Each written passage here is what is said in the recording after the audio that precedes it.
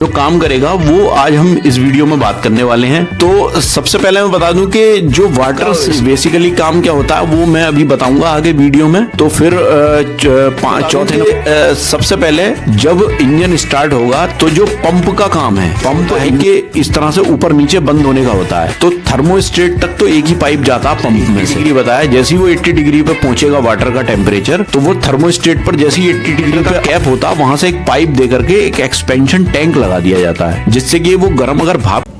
दोस्तों आप देख रहे हैं मेरा YouTube चैनल ऑलराउंडर रामपुरी। तो अपने इस चैनल पर मैं कुछ जेन्युइन और इंफॉर्मेटिव वीडियोस डालता हूं जो कंबाइन हार्वेस्टर, कार, ट्रैक्टर और मोटरसाइकिल से रिलेटेड होती हैं। तो फ्रेंड्स अगर आपको मेरी वीडियो पसंद आती हैं तो चैनल को सब्सक्राइब कर देना। तो फ्रेंड्स आइए वीडियो शुरू करते हैं।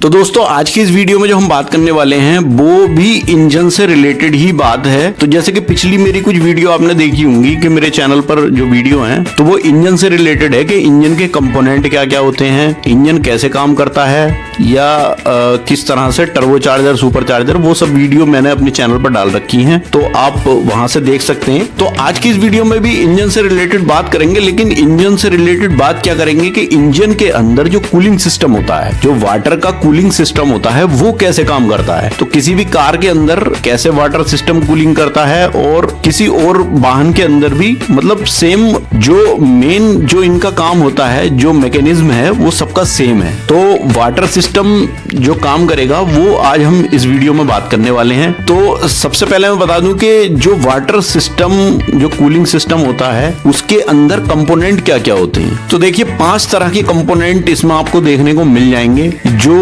इंजन कूलिंग वाटर सिस्टम होता है तो उसके अंदर 5 कंपोनेंट होते हैं। तो देखिए सबसे पहले क्या होता है, कौन सा कंपोनेंट होता है जो इसको वो करता है। तो एक तो होता है फैन। तो जो फैन होता है, इसका जो पंप होता है, एक तरह से पंप से आगे फैन लगा हुआ होता है जो रेडिएटर के पीछे की साइड में होता है। तो फैन सबसे नंबर 1 पर इसका कंपोनेंट है। फिर दूसरे नंबर पर आता है वाटर पंप, जो प्रेशर का काम करता है वाटर को पंप करने के लिए। तो एक वाटर पंप होता है दूसरे नंबर पर। और तीसरे नंबर पर आता है थर्मोस्टेट। तो थर्मोस्टेट जो है वाटर के बीच में एक लगा रहता है। तो थर्मोस्टेट का बहुत इंपॉर्टेंट काम होता है किसी भी इंजन के अंदर। तो जो उसकी हीटिंग की जो नापने के लिए हीट को थर्मोस्टेट का यूज किया जाता है कि कितने डिग्री टेम्परेचर जो है इंजन में चल रहा है इस टाइम, तो वो थर्मोस्टेट उसी के अकॉर्डिंग काम करता है। तो सबसे ज्यादा इंपॉर्टेंट पार्ट होता है थर्मोस्टेट तीसरे नंबर पर। फिर चौथे नंबर पर आता है रेडिएटर। तो रेडिएटर का बेसिकली काम क्या होता है वो मैं अभी बताऊंगा आगे वीडियो में। तो फिर चौथे नंबर पर रेडिएटर होता है और 5वें नंबर पर होता है एक्सपेंशन टैंक, जिसमें कि पूरा कूलेंट वगैरह भरा रहता है। तो ये एक्सपेंशन टैंक हो गया। तो अब ये 5 तो इसके जो है ये कंपोनेंट हैं। अब कंपोनेंट के बाद हम बात करेंगे कि ये काम कैसे करता है, जो इंजन कूलिंग वाटर सिस्टम होता है वो काम कैसे करता है। तो देखिए बेसिकली होता क्या है कि किसी भी इंजन के अंदर जब पिस्टन किसी ब्लॉक में जब चल रहा होता है, तो एक्चुअल में होता क्या है कि इंजन जैसे ही चल रहा होता है तो उसमें वहां पर हीट प्रोड्यूस होती है, तो जिससे कि इंजन गर्म होता है। तो अगर इंजन जब गर्म होता है, अगर उस ब्लॉक को हम ठंडा नहीं करते हैं तो वो क्या है, ब्लॉक में क्रैक आ जाएगा, तो जिससे कि इंजन खत्म हो जाएगा। तो एक जो इसके जो हीट है वो एक इसका जो स्टैंडर्ड होता है उसके अकॉर्डिंग हीट रहनी चाहिए। तो बेसिकली इंजन की जो हीट होती है वो 80 डिग्री तक इंजन की रहनी चाहिए। तो 80 डिग्री तक इंजन की जो एक स्टैंडर्ड है हीट का वो रहना चाहिए। तो अब कूलिंग सिस्टम क्या करता है कि उसके टेम्परेचर को बनाए रखता है। तो सबसे पहले होता क्या है कि जब आप इंजन जब जैसे कि ठंडा होता है इंजन, मान लीजिए ये किसी कार का इंजन है, कार का इंजन है, अगर जब ठंडा है तो होगा क्या कि जो हमारा जो कूलिंग सिस्टम होता है वो ठंडे इंजन पर वो अलग तरह से काम करता है और गर्म इंजन पर वो अलग तरह से काम करता है। तो उसमें बेसिकली उसका रोल किसका इंपॉर्टेंट होता है? थर्मोस्टेट का। थर्मोस्टेट ठंडे इंजन पर अलग काम करता है और गर्म इंजन पर हीट जब होता है तब अलग काम करता है। तो जैसे कि मैं बता दूं कि सबसे पहले जब इंजन स्टार्ट होगा तो जो पंप का काम है, पंप इंजन के ऊपर जो हीट वाला जो वाटर होता है, जब पिस्टन के चारों तरफ जो ब्लॉक में नालियां बनी हुई होती हैं पानी के लिए, तो वो नाली में से पानी का मूवमेंट होता रहता है, तो जिससे कि ठंडा पानी एक तरफ से आता रहता है और गर्म होकर के गर्म पानी निकलता रहता है। तो एक तरफ से तो आने वाला पानी ठंडा, एक तरफ से गर्म निकलने वाला। तो ठंडा पानी जब आएगा तो वो ब्लॉक को ठंडा करता हुआ चला जाएगा और गर्म पानी फिर ठंडा होकर के फिर वापस आएगा, फिर इंजन में से ऐसे एक तरह का साइकिल चलता रहता है कि ठंडा पानी आता रहेगा, गर्म होकर जाता रहेगा, फिर वो ठंडा होगा, फिर गर्म, फिर आ जाएगा, फिर गर्म होकर निकल जाएगा। तो ब्लॉक की एक जो ब्लॉक होता है जिसमें पिस्टन चल रही होती है, तो उसकी एक जो टेम्परेचर है उसका वो बना रहता है, जिससे कि आपकी रिंग, आपकी पिस्टन ये ज्यादा गर्म नहीं होंगी और एक सही टेम्परेचर पर चलती रहेंगी, जिससे इंजन की लाइफ बनी रहेगी। तो देखा होगा कि कहते हैं कि इंजन हीट होकर के फूक गया तो वो वाटर कूलिंग सिस्टम में प्रॉब्लम आ जाती है उसके, जिससे इंजन हीट होता है और इंजन की जान खत्म हो जाती है, इंजन खत्म हो जाता है। तो ये बहुत इंपॉर्टेंट होता है। तो अब मैं बता दूं कि जब इंजन ठंडे पर स्टार्ट होता है तो जो बेसिकली जब गर्म पानी जब इंजन में से ब्लॉक में से जो एक तो इनलेट वाटर हो गया अंदर आने वाला, एक बाहर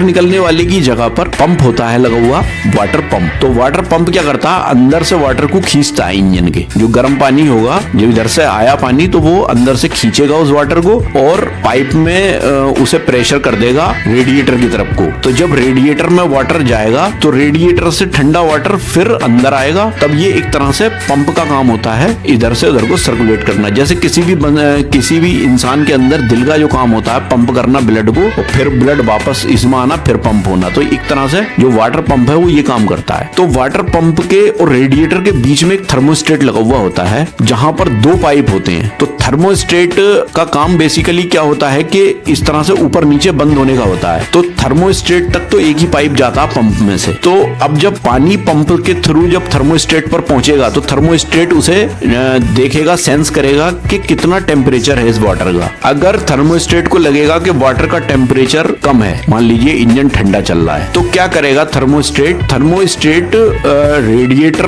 वाले जो थर्मोस्टेट में से दो पाइप होते हैं, एक तो डायरेक्ट इंजन में को इनलेट में को आ जाता है जहां से ठंडा पानी आता है, एक रेडिएटर में चला जाता है। तो दो पाइपों में से वो क्या करेगा कि जब इंजन ठंडा चलेगा तो वो रेडिएटर वाले पाइप को ऊपर उठ के बंद कर लेगा और नीचे वाले पाइप को खोल देगा, जिससे कि वो वाटर जो आया, जब वो इतना गर्म ही नहीं है, वो ठंडा वाटर है, तो वो क्या करेगा कि वो नीचे को दे देगा डायरेक्ट, जाओ इंजन में आप, मतलब उसे ठंडा करने की जरूरत नहीं है, वो ऑलरेडी वाटर ठंडा है। तो थर्मोस्टेट रेडिएटर में जाने से रोक देगा उसे, क्योंकि उसे गर्म वाटर नहीं है, वो ठंडा लगा तो उसने इंजन में सर्कुलेट कर दिया। तो क्या होगा कि वो वाटर फिर इंजन में चला जाएगा, फिर इंजन में गर्म होगा, फिर बाहर आएगा।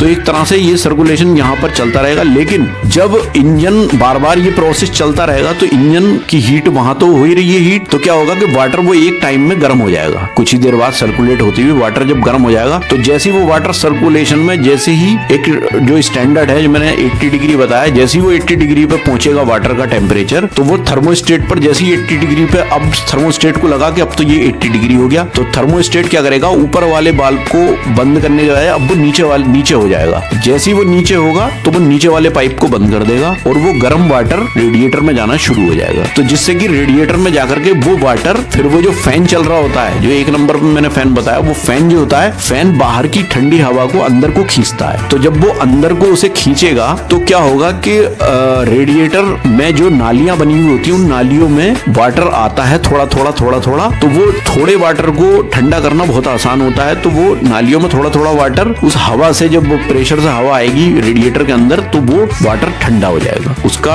80 डिग्री से टेम्परेचर कम हो जाएगा फौरन, और कम होने के बाद फिर वो वापस से फिर इंजन में चला जाएगा। तो थर्मोस्टेट जब तक उसे उधर को भेजता रहेगा जब तक इंजन से 80 डिग्री टेम्परेचर का वाटर आता रहेगा, थर्मोस्टेट रेडिएटर में भेजता रहेगा। अब मान लीजिए ठंड का मौसम है, तो ठंड के मौसम में इंजन मान लीजिए ज्यादा गर्म नहीं हो रहा है, तो थर्मोस्टेट रेडिएटर के उसे बंद कर देगा और डायरेक्टली वाटर को अंदर ही सर्कुलेट करता रहेगा। तो ये इसका वाटर सिस्टम है। और जो एक्सपेंशन टैंक होता अलग हुआ, वो रेडिएटर पर होता है। अगर रेडिएटर से भी सिस्टम जो है, जब रेडिएटर के अंदर वाटर ज्यादा उबाल लेता है, ज्यादा गर्म होता है, तो क्या होगा कि रेडिएटर में से जो गैस सी बनेगी, जब कोई भी चीज गर्म होती है तो भाप निकलती है। तो भाप को क्या होता है कि भाप, अब रेडिएटर का अगर ढक्कन खुला हुआ होगा तो वो उबाल देगा, वाटर निकल जाएगा बाहर। तो एक्चुअल में होता क्या है कि जो उसका रेडिएटर का कैप होता है, वहां से एक पाइप दे करके एक एक्सपेंशन टैंक लगा दिया जाता है, जिससे कि वो गर्म, अगर भाप के थ्रू वाटर आता है तो एक्सपेंशन टैंक में ठंडा हो जाता है, वो ठंडा वहां पर हो जाएगा, फिर वापस नीचे चला जाएगा। तो ये एक पूरा प्रोसेस है। तो इस सारे प्रोसेस में जो थर्मोस्टेट होता है उसका बहुत इंपॉर्टेंट रोल है। सारा काम वही करता है, वही सेंस करता है टेम्परेचर को, और कैसे काम करना है, कैसे इंजन को ठंडा रखना है, सब उसी के हाथ में होता है। तो पूरे इंजन की जो लाइफ होती है वो सब थर्मोस्टेट के हाथ में होती है। तो फ्रेंड्स, ये तो हो गई वाटर कूलिंग सिस्टम की बात। तो मुझे मतलब उम्मीद है कि आपको ये पसंद आई होगी वीडियो और कुछ नॉलेज आपको इससे मिली होगी। तो फ्रेंड्स, आई होप कि ये वीडियो आपको पसंद आया हो, और वीडियो आपको पसंद आए तो प्लीज़ वीडियो को लाइक करें, ज़्यादा से ज़्यादा शेयर भी करें, और अगर आप मेरे चैनल पर नए हैं तो प्लीज़ चैनल को सब्सक्राइब करें। तो मिलते हैं इसी तरह की किसी नेक्स्ट वीडियो में, तब तक के लिए थैंक यू, बाय।